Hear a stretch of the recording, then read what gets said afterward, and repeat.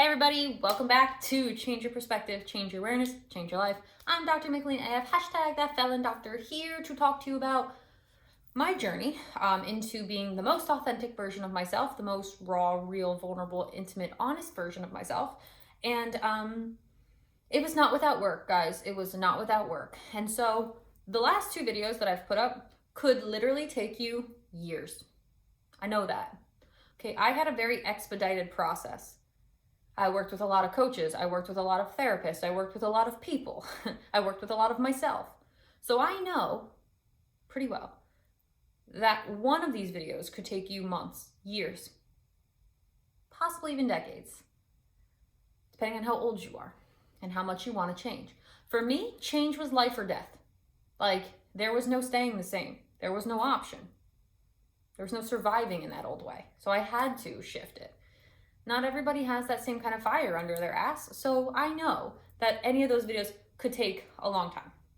However, I want to give you all the process that I took to really come into this authentic place, right? And so once you get good at speaking your truth, knowing your emotions, having that awareness, the thing that was so critical to me, was so crucial, it was like life-changing, and it was not easy, was getting good at protecting my peace. Now, that first thing you have to realize is what steals your peace. So for me, things that stole my peace were things that made me feel out of control, being late, being yelled at. I'm trying to think back to who I used to be, right?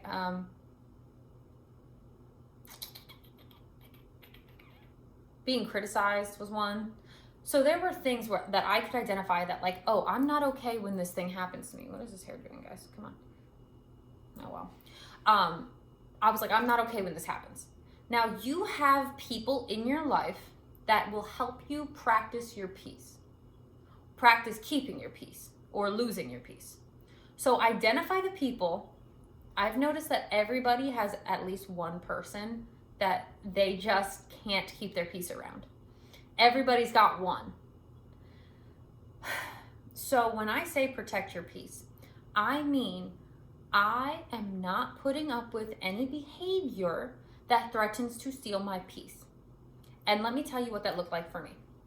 So I was living with somebody who was my ex, and he had a lot of intimidation tactics that he would use, and he didn't mean to, he didn't know. I tried to tell him not to. It just was how he showed up in relationship. It wasn't ideal, right? So he would do things like march over to me and like big body me, and I'm like 5'3" and he was 6 foot, and I'm like, yeah, nah, dude, no thank you. He would yell at me. He would constantly like inundate me with words, so I could like, it would make me over process things. And he would just keep throwing things. I was like, I can't listen anymore. Like, I have too much to process. You've given me too much to think about. And he would just keep going. There were a lot of like really not great things that happened in that relationship. However, he would follow me around the house. That was infuriating, right? And so there were so many things. He would gaslight me, right? He'd be like, oh, so like, what's wrong? I'd be like, oh, so this is what I'm feeling. He's like, well, why are you feeling that way? Like, that doesn't make any, gaslighting, right? And so it's just like, there were a lot of things that he did. And there were a lot of things that I allowed, People can only do things when you allow them. So what I would do is like, stop yelling at me. He didn't. What did I have to do? I have to protect my peace. If you're going to yell, I'm not going to deal with it. I'm not going to keep myself in your presence because no. So practicing keeping your peace, once you figure out what triggers your lack of peace, which is why emotional awareness has to come first, then you can really work on keeping it. So as an example, if he would yell at me, what I would start doing is like, when you learn how to talk to me, then we can have a conversation. And I would remove myself physically from where he was. This doesn't work with children, okay? Children are exempt from this rule. Okay, this is only in dealing with adults or people who can process things well. Don't you dare try this with a 6-year-old, okay? That's unacceptable behaviors, so no. But Anybody who is cognitive, 16, 17, 18 and up, fine. You know, like you do not get to address me in this way. When you learn how to speak to me, then you and I can have a conversation. And then I would remove myself, right? And so what he used to also do would be to follow me around. He didn't like that. It made him feel uncomfortable when I would leave. So I would keep leaving. I would keep moving. I was like, no, you're not going to follow me into this space and try to force me to listen to you. I'm going to remove myself. Okay. I can't tell you how many times I went and sat out in my car and locked the doors. No, really. Because I am not going to lose my peace by being in your presence when you're showing up in this way. Now, when that dynamic is happening, someone's got to change. I have changed how I allow myself to be spoken to. Therefore, if you want to speak to me, you need to change the way you speak to me. People don't realize in a one-on-one dynamic how integral one person behavior is. So when you stop accepting something, that person automatically has to readjust to keep you around. Otherwise, they lose you. And people don't realize the power their presence has. They just don't realize it. And so protecting your peace is a process because you have to know what makes you lose your peace. And that, because you lose your peace, you lose your power. The minute that somebody else gets under your skin and you're reacting, they've got the power, you don't. The absolute minute that happens. Right? Keep your peace, keep your power. You got to figure out what makes you lose your peace. Okay, so that can be a tricky thing to do. Especially, women especially, I find, the more you care about a thing, the more apt you are to lose your peace over it. Right? So like when you care a lot, you want to like keep things close to you. You want to control them. You want it to be your way. And when it's not your way, you lose your peace. Like, because that's something else. Like, so that's the other thing, right? Once you learn how to keep your peace on one level, new things happen. So the relationship that I was in recently, like I lost my peace over different things, which I didn't realize. And then I was like, yeah, I'm not losing my peace over this. So if you keep doing it, we're not going to be able to work because I'm not going to deal with that. So let's get an example that's like probably pretty prevalent, right? Your boss at work keeps giving you extra work to do. That's not in your workload. Here, that's going to be a thing that makes you lose your peace, right? Because you're like, this isn't my job, so I'm not doing it. But then you're like, well, my boss asked me to do it, so like I have to do it. No, you don't. No, you don't. You've got two options. You can either A, accept that workload in peace and not resentment, which is an option, because that'll keep your peace. It's like, okay, I'm going to do it. I'll get around to it when I get around to it. You can keep your peace and accept that workload. Or B, you can say, hey, listen, this is not part of my job description. If you want it done, you can do it because you get paid more than I do to do it. But I appreciate you giving it to me and giving me the option to do it. I'm going to politely and respectfully turn it down. Thanks, though.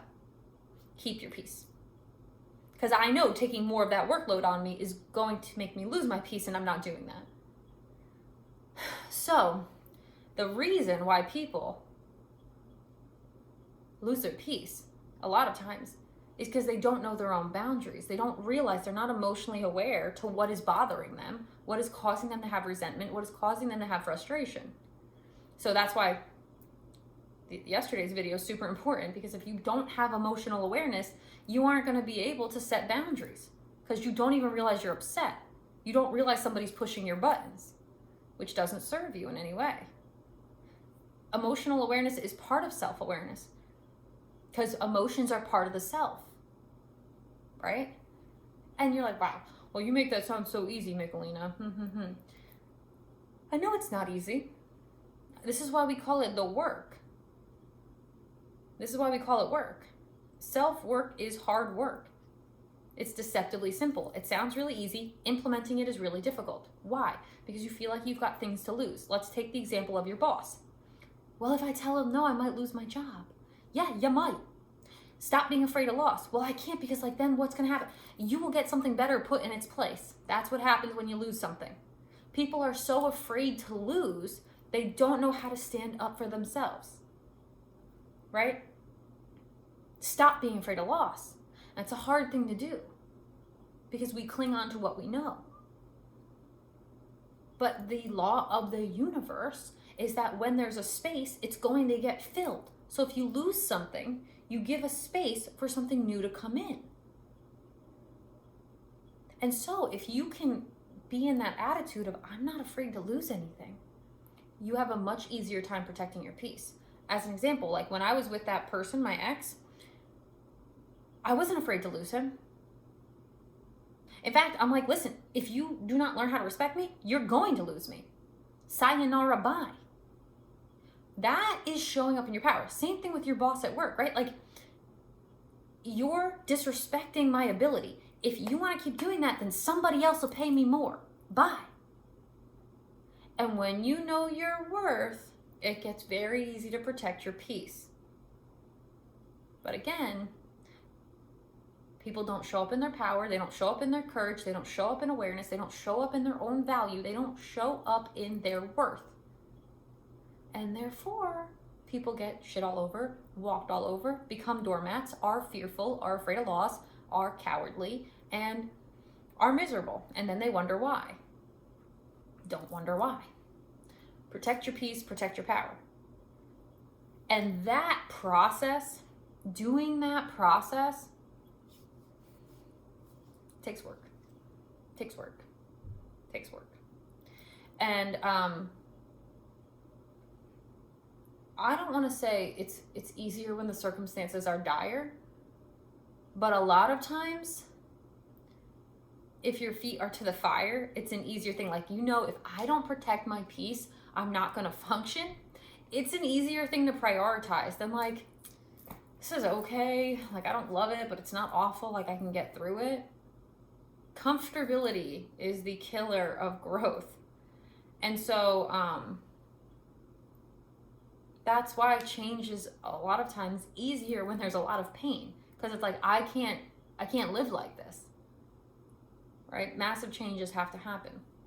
So protecting your peace is a very important, for me, in my journey, I have found, in coaching, I have found, in being coached, I have found, in all the scientific research and literature, I have found being proactive versus being reactive, right? Being responsive versus being reactive, which is to say, protect your peace. Because responding, like, here's the standard. I'm not getting into an argument with you. I'm not reacting to you. I'm going to respond with how I feel, and that's it. Well, not even how I feel, how I'm going to allow things to happen or show up or et cetera, et cetera. So, responding and not reacting is a super important way to protect your peace, right? Like, you're not gonna get under my skin. Thanks, though.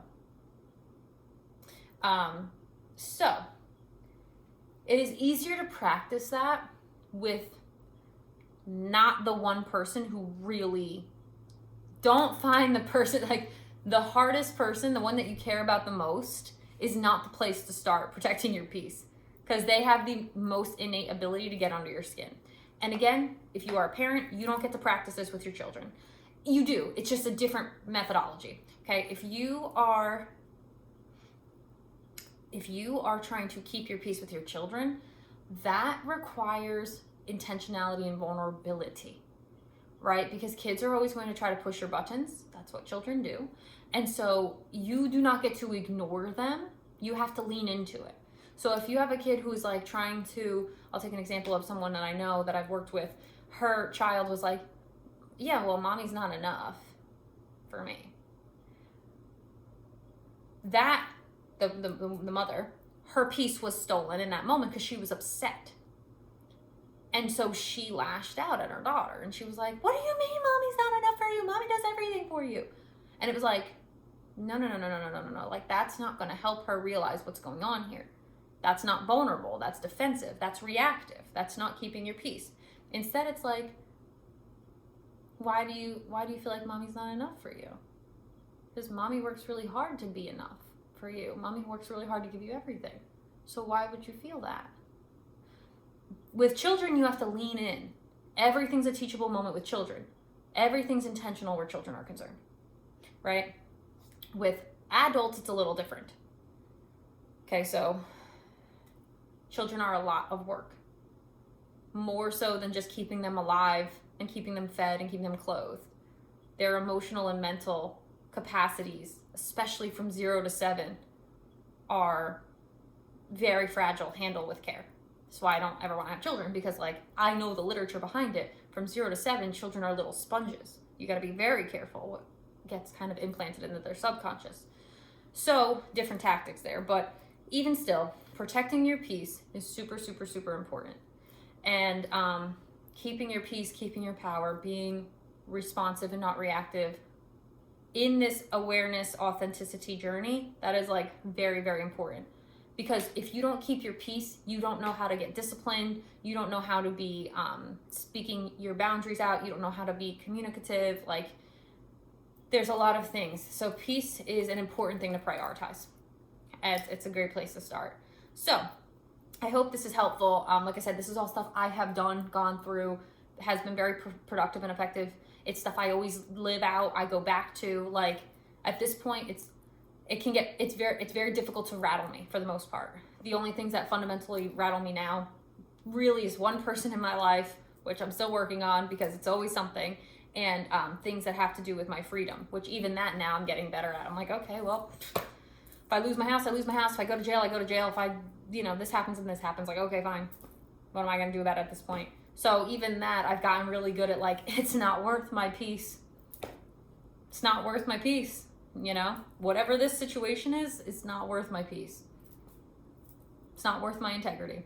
It's not worth my X, Y, and Z, right? So I've gotten pretty good at it for the most part. Not there yet. It's always a journey. It's always a process, right? It's always an unfolding.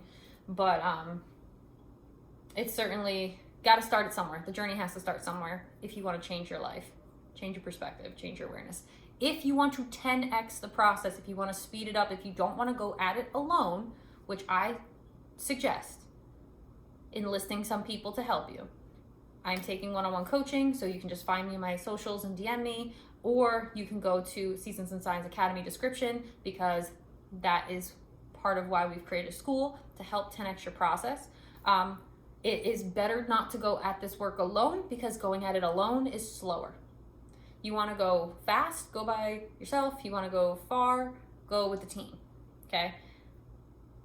Except for self-work, because the pickle in the jar can't read its own label. So actually, you're not really going to go fast, you're going to go slow, and you're not going to go far.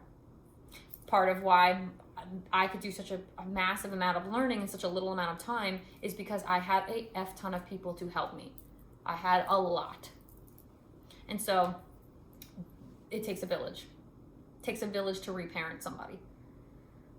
And it takes a willing participant in yourself, right? So I hope this is helpful.